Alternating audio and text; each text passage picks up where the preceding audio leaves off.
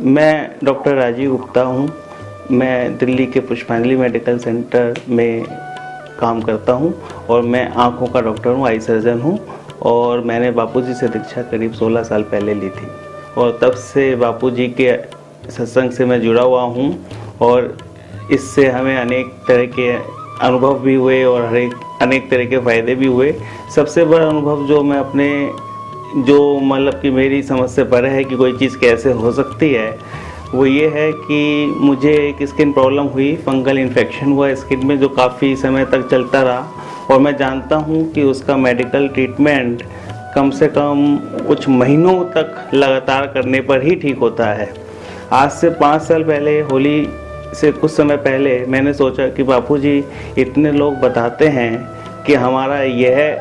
बीमारी ठीक हो गई, ये बीमारी ठीक हो गई, मैं भी आपके होली उत्सव में आ रहा हूँ, मेरी भी ये फंगल इन्फेक्शन ठीक हो जाए। मैं वहाँ गया, बापूजी का होली का जल मेरे ऊपर पड़ा और मैंने 1-2 दिन बाद देखा कि अभी तो मेरा फंगल इन्फेक्शन है। मुझे लगा कि मेरे साथ तो वो अनुभव नहीं हुआ जो औरों के साथ हुआ, लेकिन देखते ही देखते पता ही नहीं लगा हफ्ते भर में कब वो बीमारी पूरी तरह से ख़त्म हो गई और इस बीच में मैंने कोई इलाज भी नहीं किया।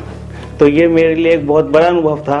क्योंकि मेडिकल लाइन में होने की वजह से मैं जानता हूँ कि वो बीमारी ठीक हो ही नहीं सकती थी बिना इलाज के, लेकिन वो बीमारी कहाँ ठीक हो गई, कैसे ठीक हो गई मुझे नहीं पता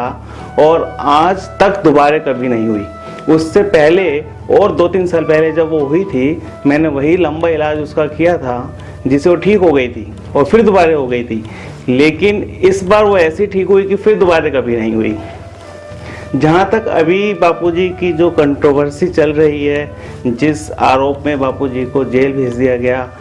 तब से तो मैं ये कहूँगा कि उससे पहले भी पूरी श्रद्धा थी बापूजी में, श्रद्धा लेकिन ऊपर नीचे भी होती रहती थी। लेकिन जब से ये कंट्रोवर्सी हुई है तब से वो श्रद्धा और अटल हो गई है और पहले हम शायद बापूजी को भगवान ना मानते हों, अब तो हम बापूजी को भगवान ही मानते हैं और हमें इसमें कोई संदेह नहीं कि उनमें और भगवान में कोई फ़र्क है।